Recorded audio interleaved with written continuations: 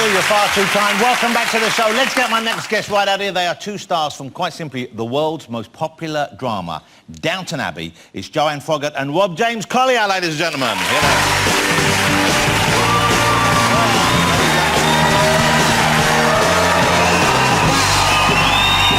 Wow, look at you. Look how gorgeous you are. Looking good. I hear Big Munson looking good. God bless you. Wow, look. Well, ladies and gentlemen, look how... Don't they both look good dressed modern? It must be so nice to be able to step out and actually wear clothes, because the people upstairs in Downton Abbey, they get to wear the nice clothes of the period, and you guys are kind of... I mean, you're not too shabby, but you're kind of... We're kind of drudging around. Oh, I know. He's the man in uniform. He does quite well. I'm the one in the brown hat. At the best. Broadly speaking, and if we speak in, you know, very broad strokes, your character, you're a very good person. You play a very good person. Yes, Anna's a very nice person. Very nice person, a very sweet person. And we all love Anna in the show, don't we? Oh, thank you. And we'll talk a bit about what she's going through in a minute, because it's tough. Yeah. You are just horrible. I mean, you play a horrible man. You know, he's a horrible, nasty piece of work. And you play him a bit too well for my liking, if you don't know. So, why do you think he's misunderstood? I think, obviously, it's rooted in his sexuality, because obviously it was a time, he was gay in a time when it was illegal and it was against God, so he's got all that going on. But also, I think being a servant was so boring and mundane that he just wanted to do he just wanted to make every day different from the next. And he just likes to light a match and throw it into the pile. He hasn't got a love life, has he? He needs a bit of love in his life. And basically, he can't get any action. Yeah. But he can't get laid, basically. That's the real is what Joel's saying.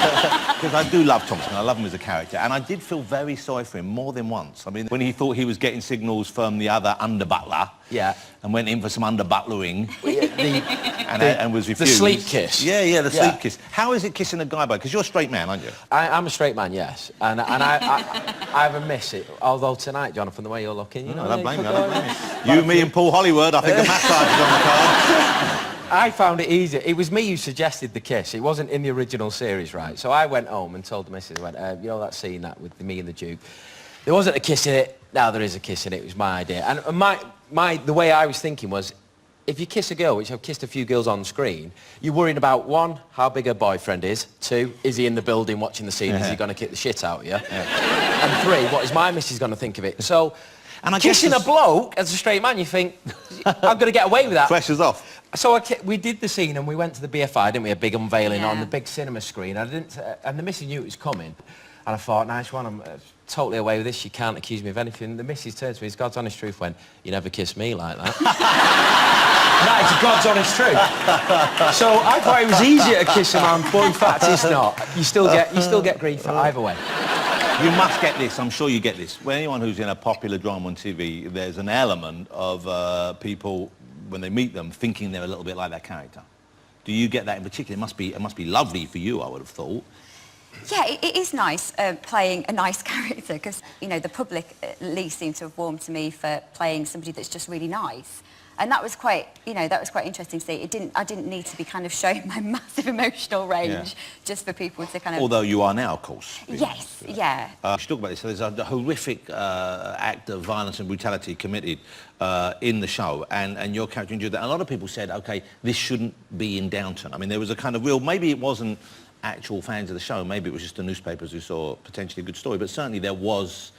That was out there, wasn't there? People saying, this is not what I want for my Downton Abbey. Yeah. Were you surprised when that storyline came your way? Did you think maybe it could be going a bit too far? No, I didn't ever think it was going too far at all. You know, these things did happen, and they happened quite a lot. And, you know, we're only 100 years kind of on from that.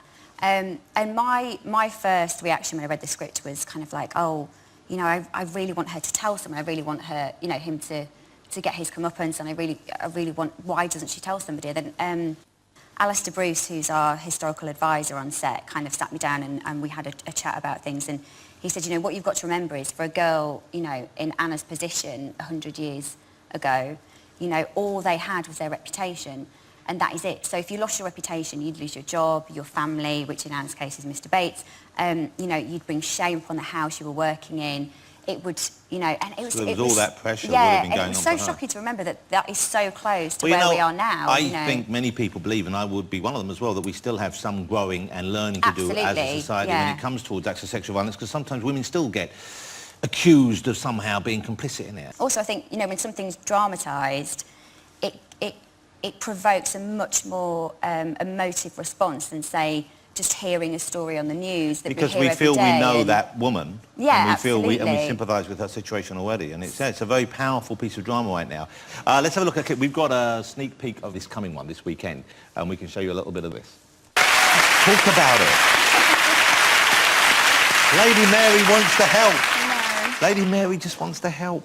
But you can see why she can't talk about it. Do you think, here's the question I think people, fans of the show want to know is, can Anna and Bates's love survive this? Anna and Bates's love can survive anything. That's what we want. Absolutely. That's all right. And will Thomas skulk around in the background Yes. and keep spying on them and smoking a Swiftie? Will he find love? He needs to find love, doesn't he? I think he does. No, Yeah, because thank he's a you. horrible piece of work. He's not. He's misunderstood. I would like to see him find love. I think he might have to travel further afield to find love. Am I guessing Are correctly? you trying to tell me something I don't know that I I'm not think in the I- next series? Oh, thanks. Drop the bombshell right now. Oh, that's a nice way of evading it. Can you do that face? Do that I'm happy to be a nasty piece of work face.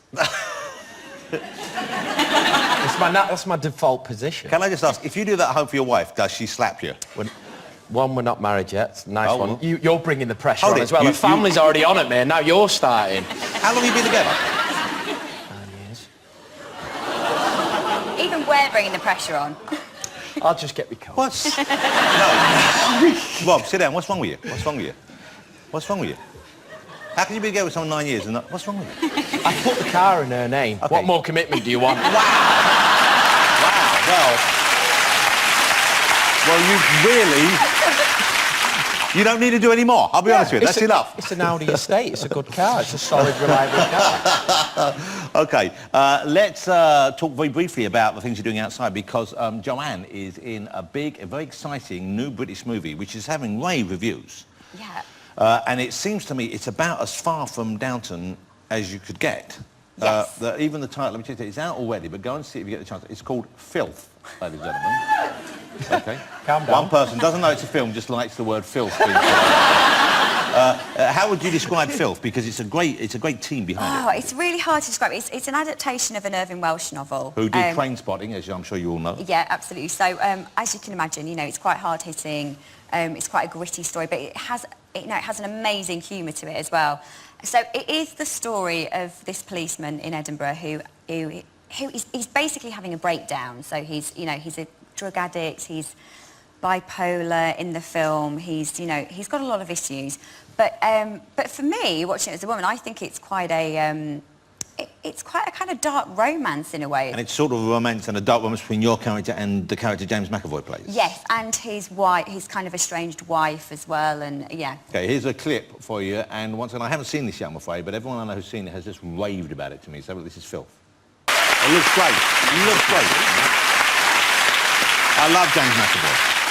You know, we mentioned early on how huge the sort of fan base for Downton Abbey is, and you do have fans in the most unlikely places. I don't know if you know this, but P. Diddy is a big fan. I think you may have seen this, but he was involved in there's a comedy website, a very funny comedy website called Funny or Die, and they made a little film in which P. Diddy becomes the new Lord of Downton Abbey. Okay, and did you guys know that he was going to do this? Did No, you we know had about no this? clue. We didn't Hugh know, Bonneville no. emailed us all the link he found out Yeah. about it, so we had no idea. But it's was flattering, brilliant. isn't it? Genius. It is class. Let's have a look at this then. Ladies and gentlemen, this is Funny or Die's version of Downton Abbey. Look at this. Sorry, sir. I've got sharp eyes for anything out of order. I understand what you're doing. You're keeping these hoes in check around here. Always need something like that. The f***? What's wrong with you? I'm sorry, Good sir. God, have you lost yourself, man? I can't love you. Not when I love Sybil and Mary and Miss Patmore and the Dowager Countess and a couple of their maids. How could I have room for you? Hold on. Let's put your hand on my face one more time. Okay, that's enough. I think I have room for you. I love you, Thomas. I'm Lord Wilcott, and I love everybody.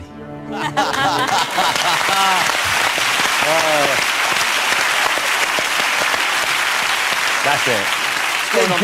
Get Diddy in. Look, lovely to meet you, and nice to see you away from Downton, to see you looking healthy and happy and not quite as horrible as I'd feared.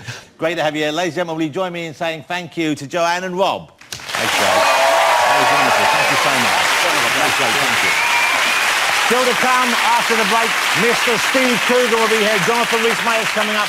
Paul Holly will be back cooking, and the Pet Shop Boys, so don't go away.